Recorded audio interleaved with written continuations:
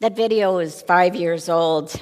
I have to tell you, when I have moments of, I can't do this anymore, play this. Rising Appalachia. Fantastic, resilient. There is this other thing about me. Many of you know this. I am fed by comedy, and birds offer amazing opportunities to giggle. Listen to this story about parrots teaching other parrots to talk smack.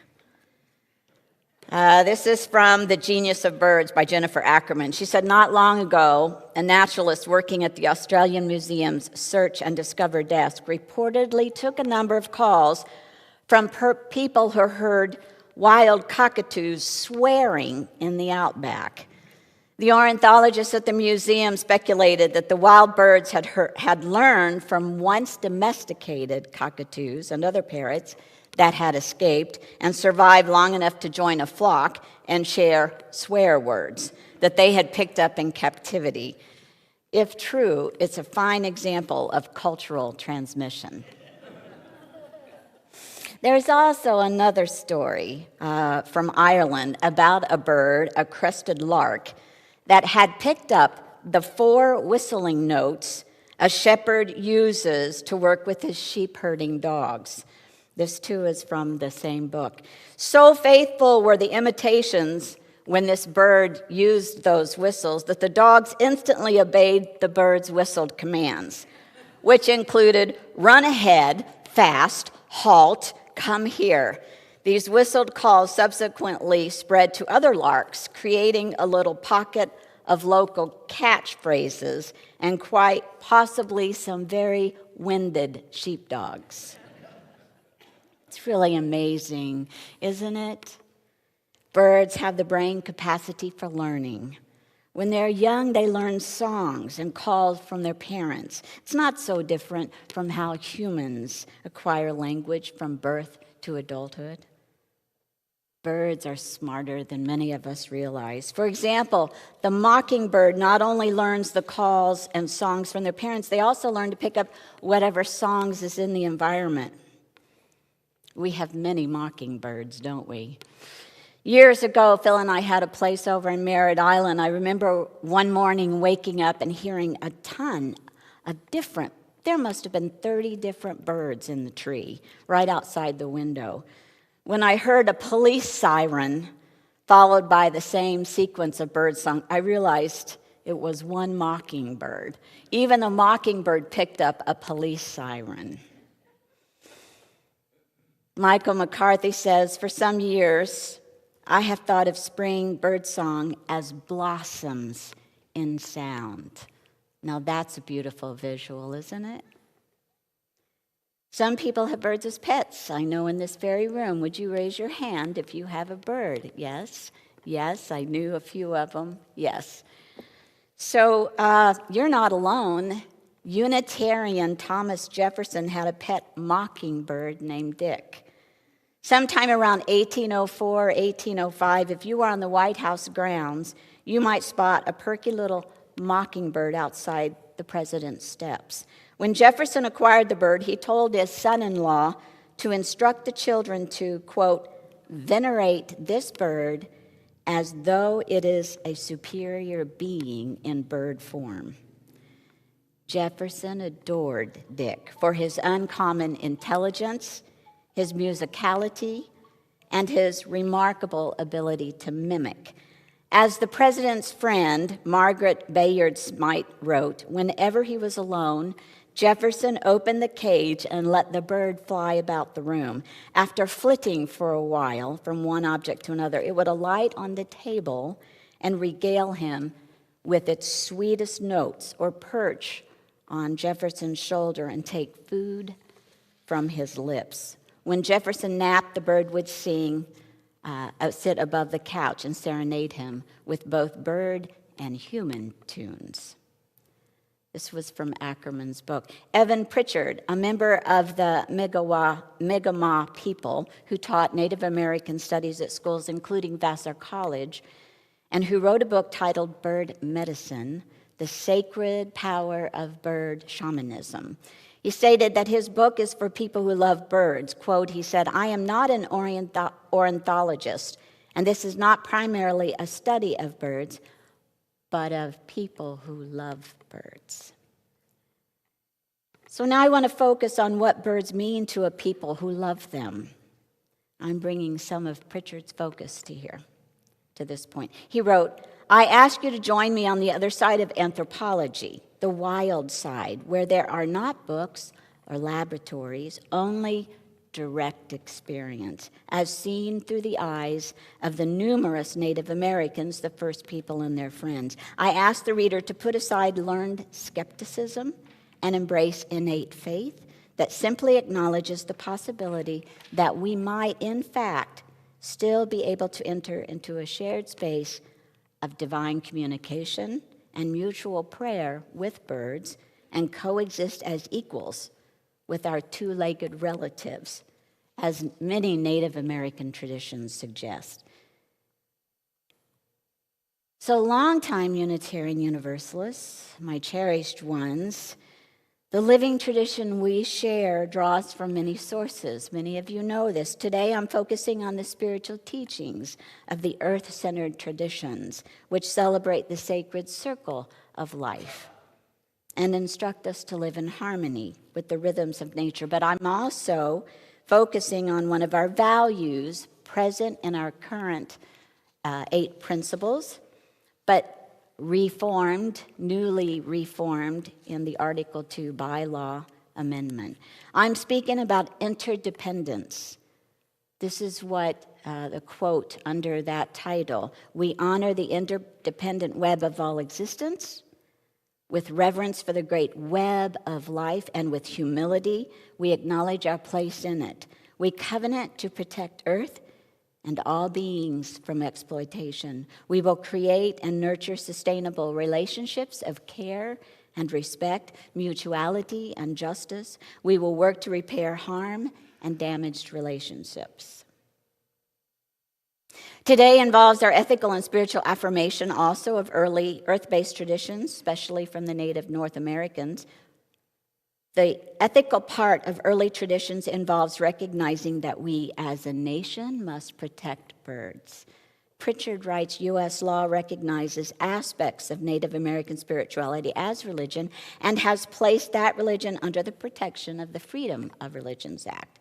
This brings up an interesting point. If birds are an essential part of Native American religion and in fact sacred to that faith, how do we leave unchallenged the destruction of bird habitats across this continent?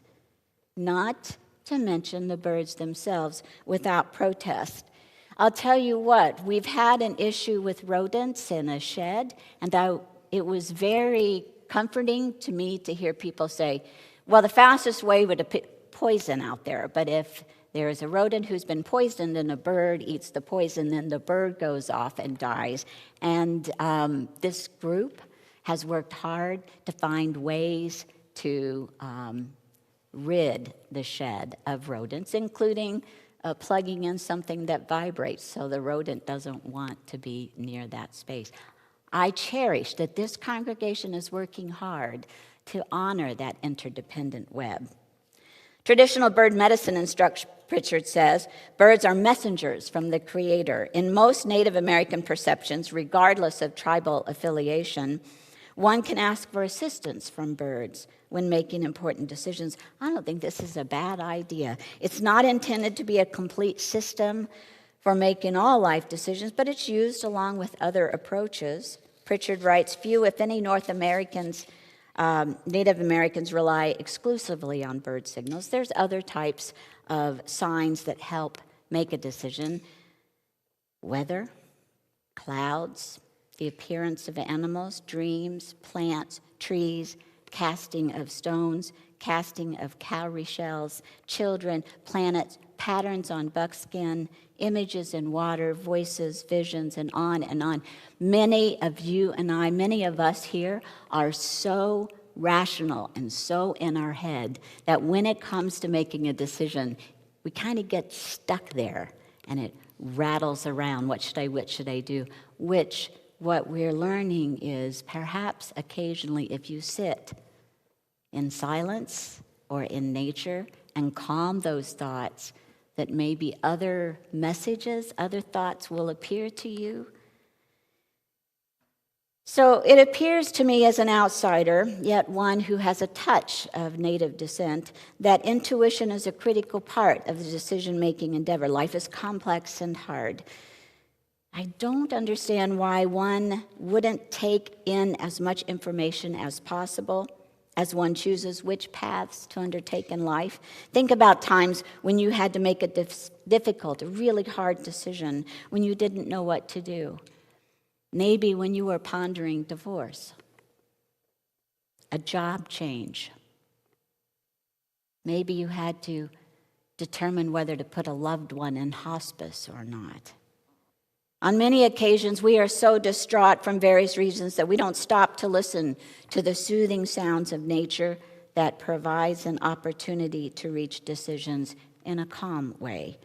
Pausing to listen to birds can be helpful, meditative even. Rising Appalachia ended their song with, "Listen, listen." In most earth-based traditions, birds have meaning. They're messengers. Of course, it's not the only place that we find that birds are understood as messengers. For example, some of you remember the John the Baptist stories. Apparently, Jesus, when John the Baptist met Jesus, had a dove above his head, so the story goes. Noah, in the biblical Noah story of Noah and the great flood, received a gift of an olive branch from a dove, giving him a little hope that perhaps that rough ride on the water would soon find land.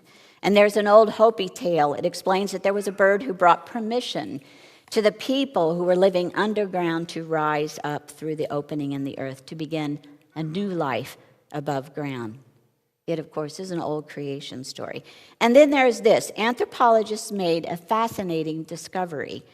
They unearthed something that indicated that a group of early societies in differing areas, but nearly the same time period, assumed there was a link between the flight of the soul or spirit and the flight of the birds.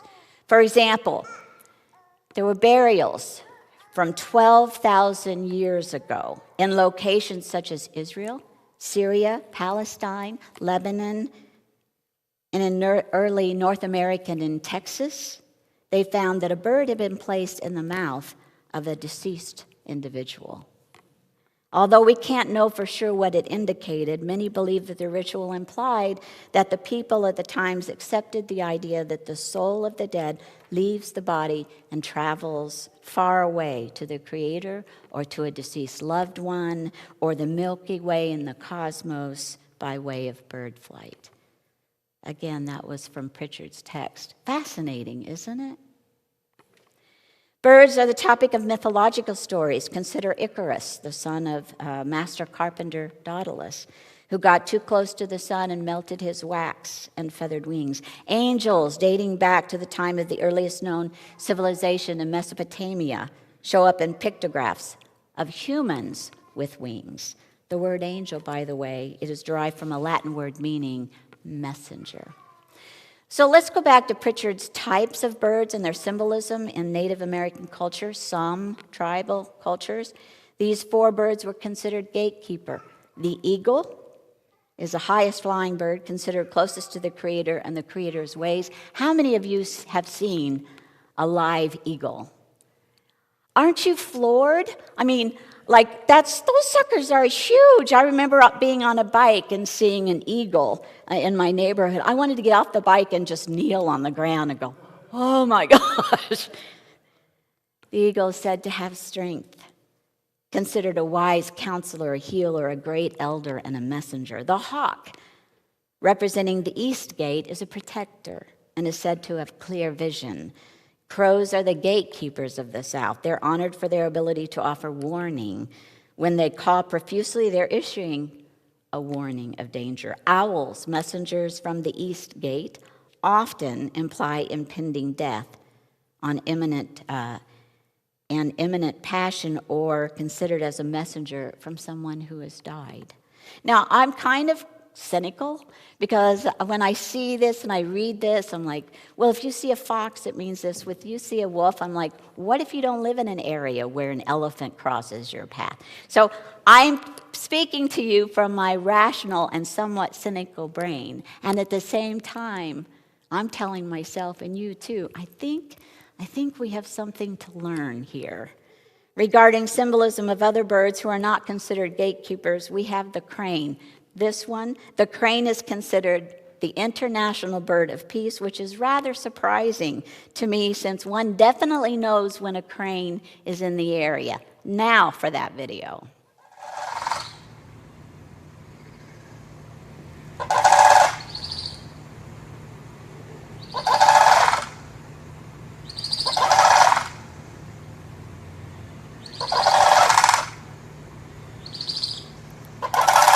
Thank you. Does that sound like peace? Those two are very humbling. I think they're taller than I am. The heron symbolizes longevity and people's ability to grow through many years. When you take a walk at John Chestnut Park and you see a heron, I want you to think about that, how lovely it is to be an elder living in Florida. Hummingbirds symbolize the rainbow bridge connecting the earth and sky. Pritchard says a deeper meaning of the rainbow is that it is a bridge connecting the earth and sky, or the spiritual and material world. Those on the spiritual path are pledged to help creation continue. And to do this, they need to be at home in both worlds and also need to have a way to get back and forth between the two realms. May you find a sense of peace in the natural world, and during this month of April, reconsider other ways you can honor the interdependent web of which we are part. Blessed be. Ashe. Amen. And may it be so.